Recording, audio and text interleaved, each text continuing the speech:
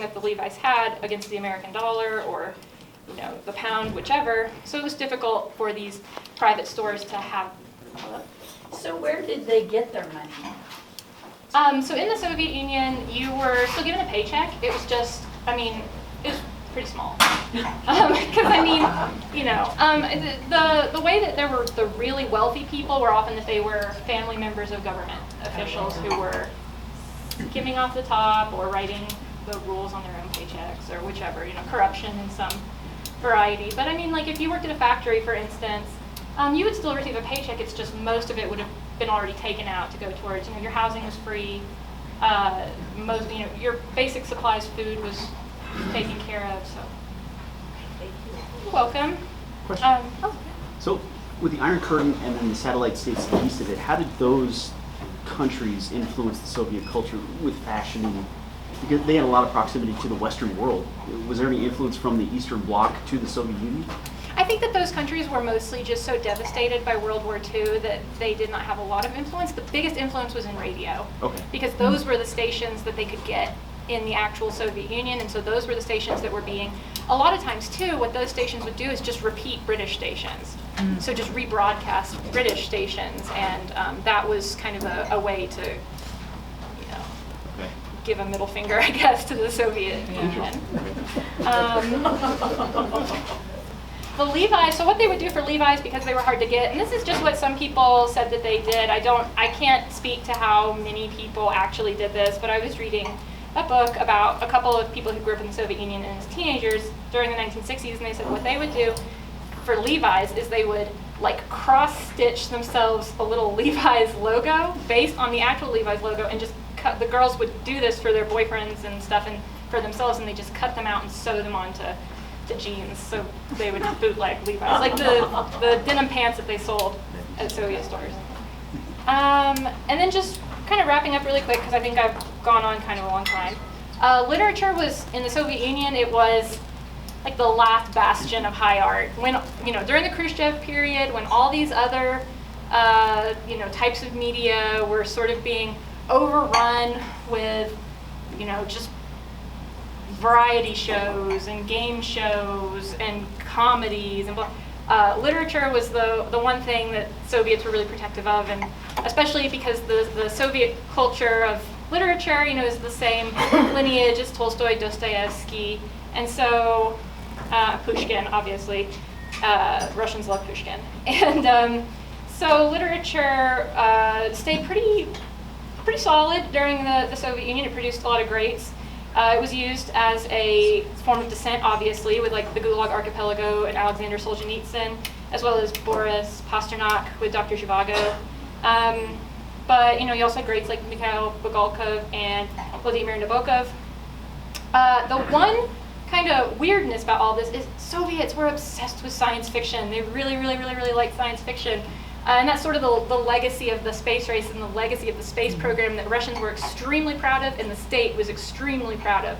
So science fiction was really encouraged, and it was a really popular topic to be written about. In the Soviet Union, as I understand it, there was a writers guild, and you were kind of expressly told what to write about, what would be successful, and you could not do that, and I think that you forego your payment at that point if you decide not to do that. Most people chose to get paid. And so science fiction was extremely popular. Socialist realism was also really popular in literature form, which is, as I said, how the steel was tempered, boring things of that nature. And yes, so, and children's literature. Children's literature was huge in the Soviet Union because it educated children, so it's a no-brainer, right? And yes, so I think at that point I will stop going off about the Soviet Union, and I will see if anybody has any questions about any of this at all. Yes? Wonderful talk. Thank you. Yeah. Magnificent Set 7 was, I believe, a Paramount production. It's it's a big chunk of film. It requires a license to show it, and you have to pay for that. How did they move film into the Soviet Union, where a large portion of the population sees this? what did they trade for, money to Paramount? I mean, the ruble did have purchasing power during the Soviet period. The Soviet Union did export goods, and so that obviously gives its currency its value. Somebody has a lot of caviar. That's a big one. Caviar is a big one. Oil, natural gas, different weapons, rare minerals, things like that. Those are all big economic portions of the Soviet GDP. So Yes, so they didn't trade money. They must have traded some resource that Americans could buy. I think that the ruble just had purchasing power of its own, and so you could just use the ruble. It was not very well valued at all, but the goal of importing these Western films particularly, and also I do think that individual theaters did make profit. They were controlled by the government, but they still made profit, and so if you had a particularly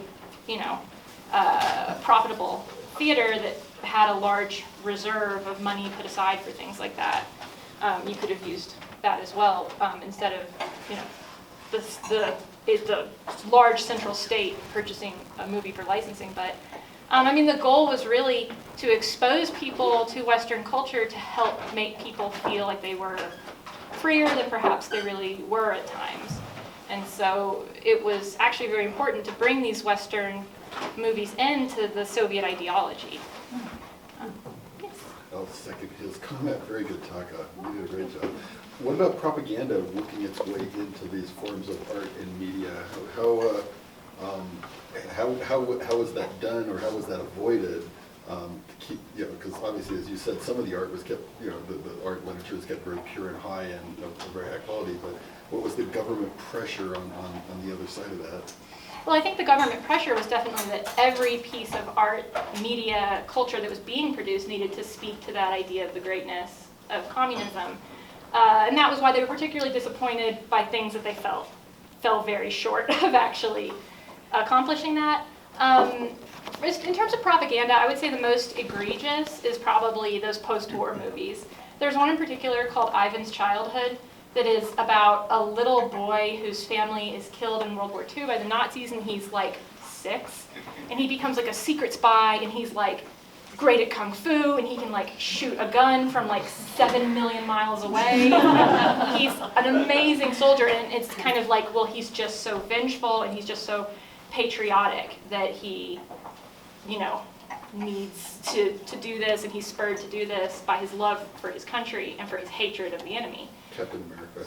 Yes, exactly. So there were movies like that. I believe that the most successful Soviet film abroad ever was Moscow Doesn't Believe in Tears, and movies like that, which are just kind of conveniently don't seem to mention how much living in the Soviet Union was at times not so good.